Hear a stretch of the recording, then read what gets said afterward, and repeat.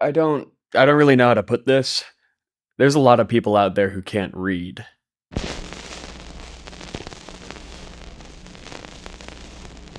To be clear, I'm not talking about literacy. To be illiterate is tragic, and it by and large is caused by unequitable educational access, underfunded school districts, so many opportunities to teach children properly that are lost due to institutional and political injustices. I've seen it. Through a chunk of my 20s, I was a teaching artist, executing arts-integrated residency programs within schools that were largely focused on STEM topics. I was meeting with elementary schoolers, teaching maths and sciences, but giving it that hands-on, kinesthetic, really engaged educational approach. Not to brag, but I wrote a handful of educational bangers in my day about natural disasters, geometry. What do you know about the layers of the rainforest?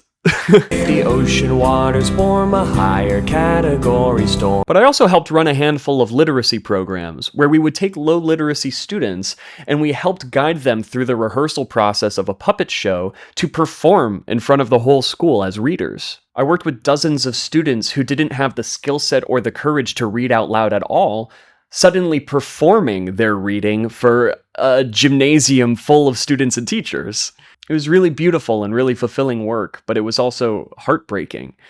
There were really only two things that stood in their path. First of all, and obviously, there are underfunded and underserved school districts that simply do not have the means to meet every single student at their level. I would be in a district one day where every 7-year-old had been administered a Chromebook, and the next day be in a school that couldn't afford printer paper.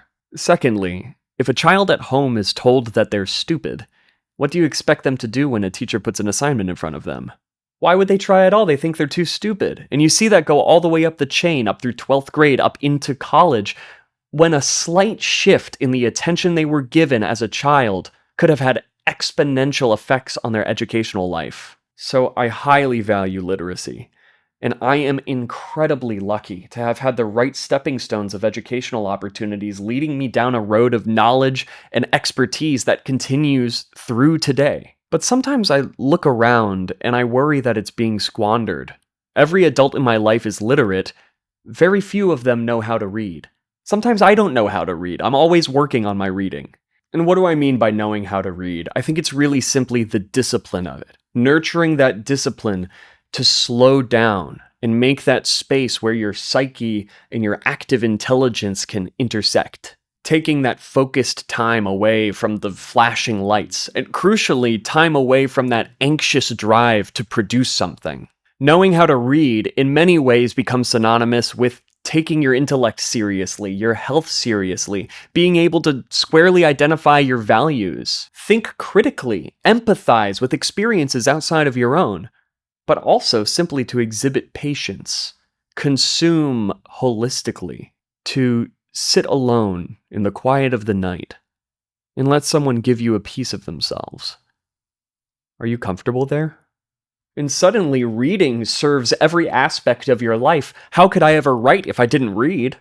I had a friend a few years back who wanted me to give him a rundown of how I write songs, how I take one idea, one rhyming couplet, and expand it outward. And I told them every day, why don't you go to poetryfoundation.org and read the poem of the day? Every day, take a few minutes and see how other poets are playing with the form, what they're doing with their rhyming schemes, their syllable structure, what they're experimenting with. And they immediately asked me if there is an app that will push it onto their phones. And sure, you can subscribe to it as a newsletter, but it's the habit of it that's the point. And I know it's hard. But if this is something that you are going to give a seat at the table of your life, then you need to have a chair ready. Is that email really going to get you to read it? If it is, then that's great, but it's usually not. But building the habit is brutal. I seriously get it. I too am playing Pokemon Legends ZA while I have two other screens that are barking at me with content at the same time. I'm there with you. I often forget how to read. I often have to drag myself to that quiet place and force a book in my hands and make myself read it. It's not easy and it's not pleasant, but here's what I'll say. It is not a big deal to do something you don't want to do. And I hear you, it feels like homework, and so I say, so? And again, I say this to myself. There is very much a parent scolding a child inside of me, like Dostoevsky is Brussels sprouts.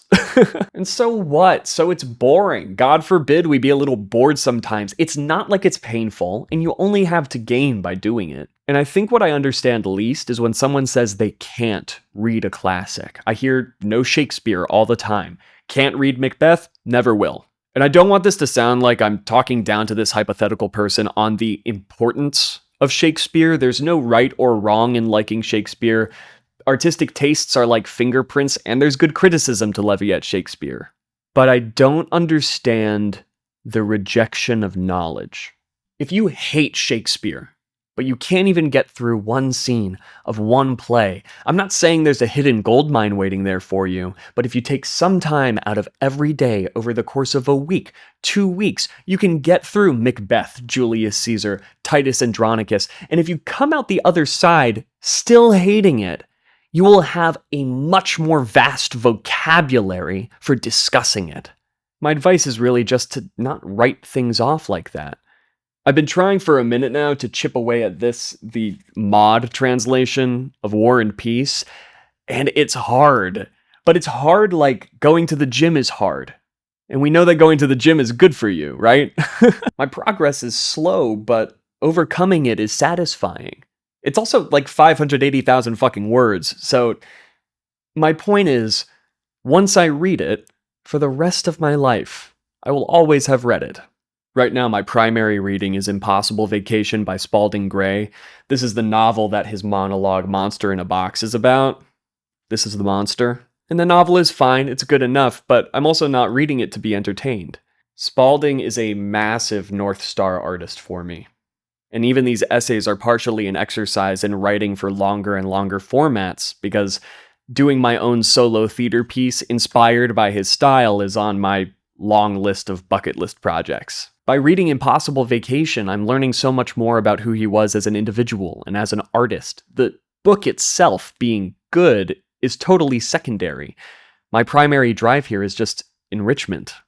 There's a focus in the consumption of art and in media criticism today that places entertainment incredibly high when looking at the value that a piece of art has. I love this one moment in the Criterion Closet. Simon Pegg is in there, and he's holding Lynch's Blue Velvet. He says he showed it to his daughter, and she hated it, but simultaneously she was fixated on it. And he told her, entertainment is an overrated function of art. And he's so right. And I sincerely think that if you can build up this habit and really live in your reading, divorce yourself from consumption, divorce yourself from being entertained, you'll wake up one day and you'll find that you're walking through a much richer world. Fuck.